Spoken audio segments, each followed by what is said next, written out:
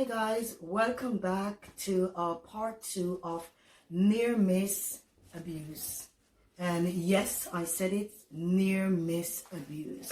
So, we use the word near miss because it didn't get to happen in the way that the perpetrator intended it to happen. So for us, it's a near miss. It could have happened, but it didn't happen. Yeah.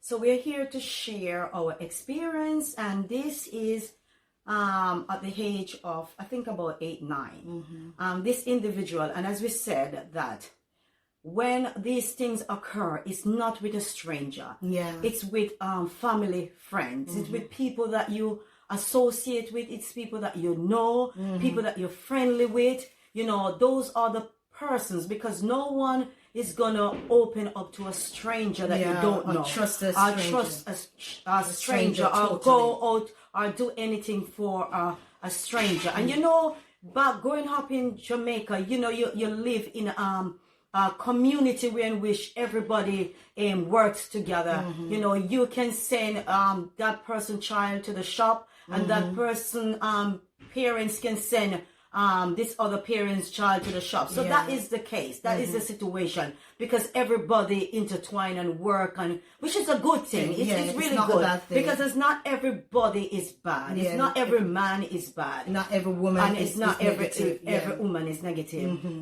So this individual asked us to go to the shop for him, and we should get him some food stuff from the shop.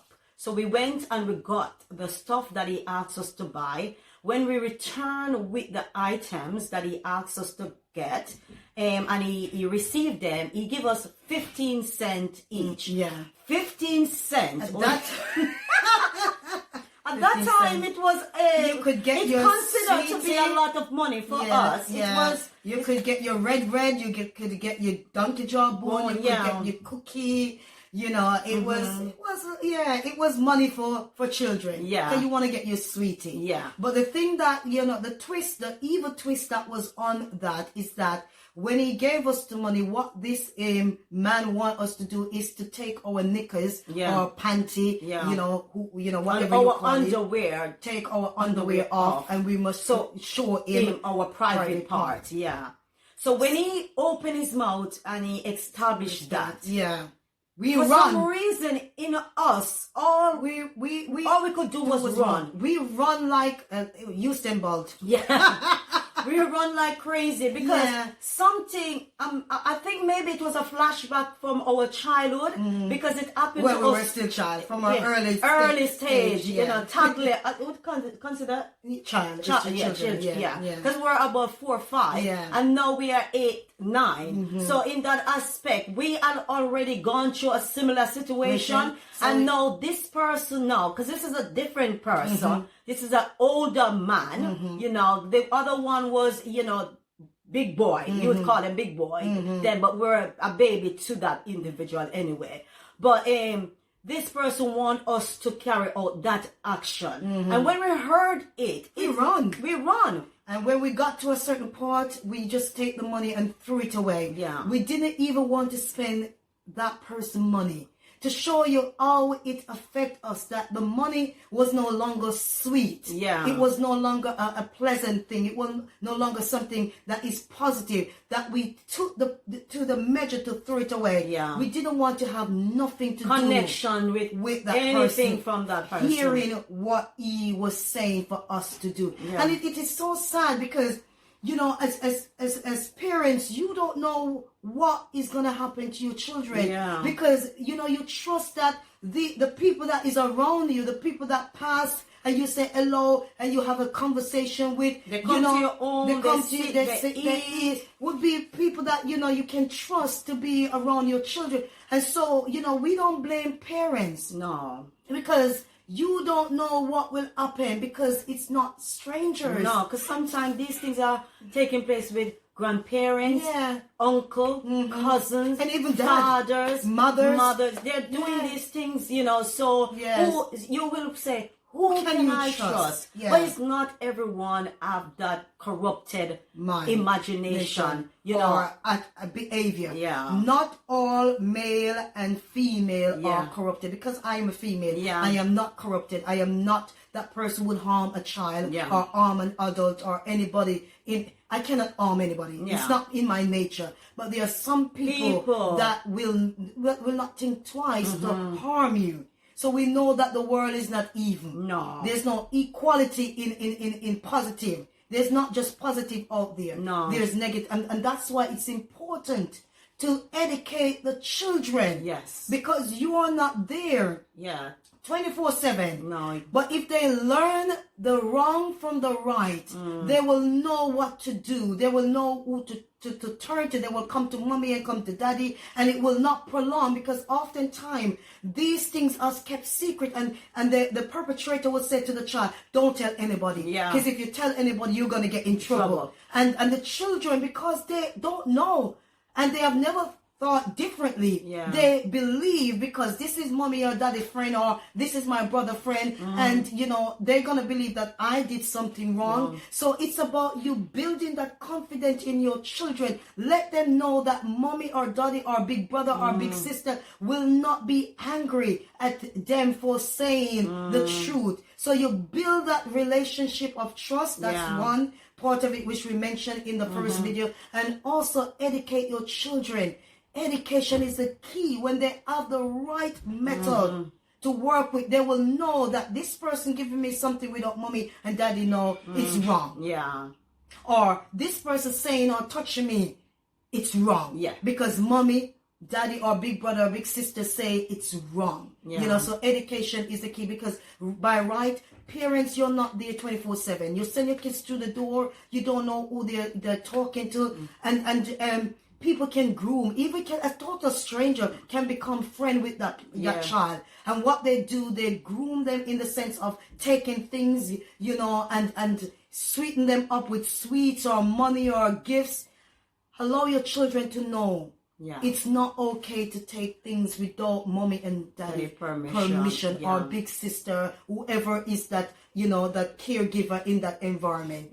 Say it's okay to do so. And don't hide things. Never hide things. When things are happening, say it. Yeah. And as we said that all these events, we put it down to, you know, being in God. Yeah. Because even though we were that age, you know, we grow up in an environment that we have a praying mother.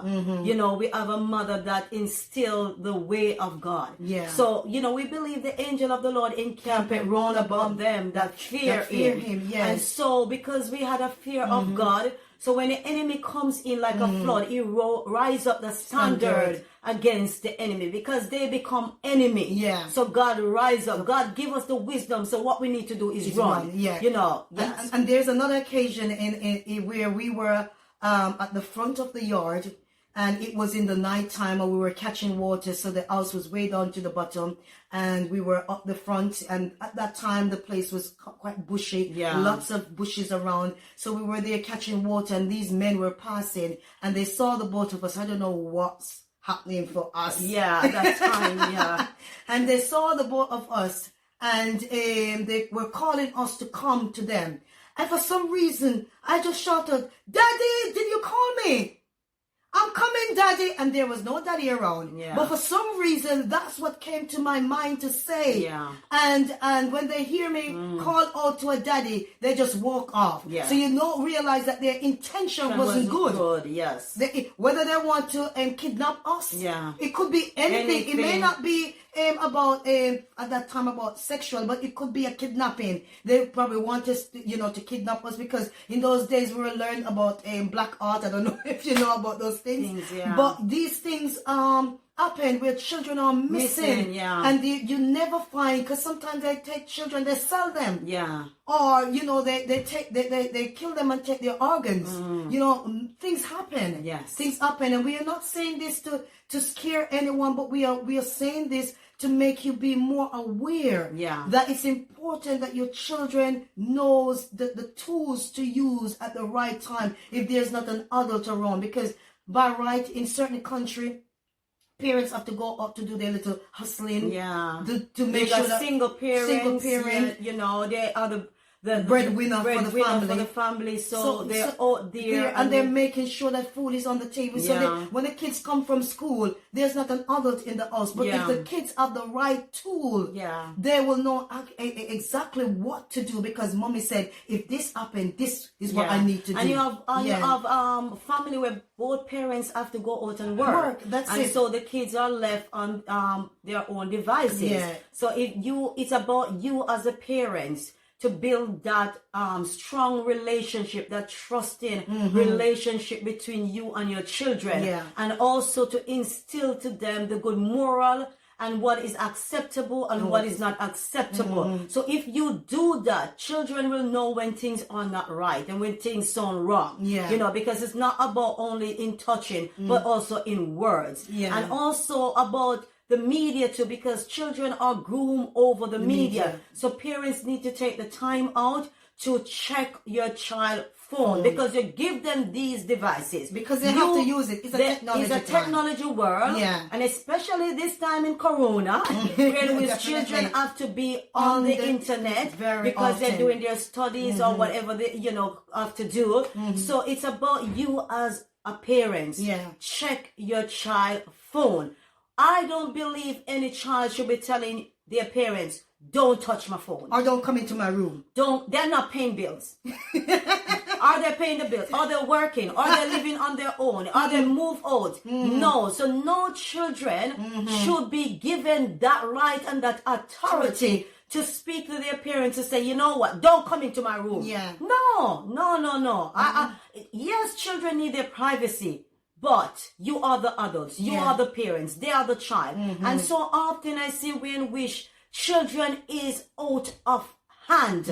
They are out of order, you know, and sometimes it's down to the country that they are in, like this country in which, you know, when we're growing up, we get like a spanking. Now spanking is out of it. I don't say any parents should beat their child and abuse their child and stuff like that. But there are other methods. You can take away certain things, certain privilege. You know, some of them like to go to the movie, take away that privilege. There's so many ways that you can discipline children. But I believe children in today's society are more disciplined in the parents. Are disciplined in the parents and not the parents disciplining them. And so we are living in a society where we have these young, where all of these negative activities that is taking place. So it's about us sharing our experience. But you know what? We grow up with good moral. You know, we listen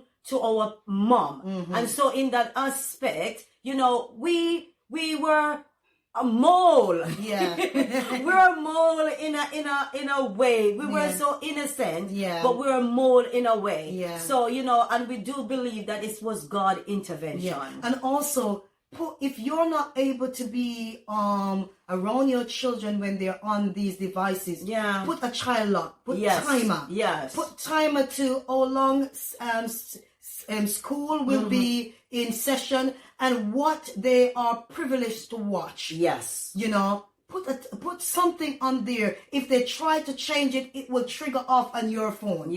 So kind of find ways. If you don't know it, go to a phone shop and find out how can you monitor your children's phones to make sure that it's about their safety. Guess what? One day they're gonna say, "Thank you, mommy or daddy. Thank you for being so good because mother and sometimes father." you hear children, "Leave me alone." One of the things is that they acknowledge when they get older that mommy and daddy do care, because when I usually do this, they would say, "Don't do that." If you leave them up, they will say later in life, "My daddy or my mommy never care." Because I could do that and they never question me. I could bring things in the house and I've never asked a question where you get it from. Question your children. If you see strange things coming through your door, ask them where it's coming from. Where they get the money from to buy it. And bring it back. Don't let them keep it. Bring it right back, because what you're teaching them, that it is wrong to accept things that they have not worked honestly for, And it is also wrong to accept things from people who are grooming them. Yeah. So it's about building that relationship of love, and also putting your kids in the awareness by educating them. Talk to your children. Don't afraid to say where mommy or daddy is. Yeah. Or where both parents is, because you're human and there are times you're not at your best self. Yeah. Don't be afraid to say mommy's not feeling her best self today. And then they will get you pieces of your puzzle. You know, because sometimes we're hidden and children don't know. They're not mind readers. You know, they're not fortune tellers. They can't tell the story unless we give it to them. Let them see your pieces. And it's not a bad thing for them to see mommy cry. The bad thing is that you're not explaining why you're crying. Yeah. You're not explaining why you're angry. Explain these things. You are educating them of different emotions, that they will not be afraid of these emotions. Yeah. And that's where you find that children struggle in their emotion because they don't know what are these. What is this happening in my body? I've never seen mommy do that. I've never seen daddy do that. So why am I feeling these emotions? Let them know about their emotions and why they're there. If you know how to explain it to them, because it's important. These emotions are always there in their body and it's in your body. So if you explain to them that mommy's not having a good day today, then they will understand that these emotions are acceptable. But we're not supposed to live in it. Mommy will get better, you know, and mommy will be able to come and help you in a bit. So talk to your children, listen to your children. Yeah. It's important. So we are happy that we are able to share our experience, and you know, it's not easy to open true self to the world. Yeah. You know, because you know this is personal, but also we recognize that by doing so, we are reaching someone who may be frightened or afraid or going through something that they believe that they cannot talk about. You know, so what we are doing, we want to reach people in every avenue, you know, in every aspect. So we have this experience, we overcome it. You know, we were able to stand strong, we were able to stand firm, we were able to move and function effectively. And reach our goal and still reaching our goal. And still achieving and still moving up. So, you know, and we put it down to our environment and also down to our faith in God, because we are faith believing people. We trust God. We worship God. You know, we do know that it's not everybody out there is a believer, you know, of our belief, but everybody, you know, have a story. That's one thing. Every one of us have a story. So this was our near miss abuse story. I hope you have been touched. And don't forget to like, share, and subscribe. And hit the notification button that you will get all our videos.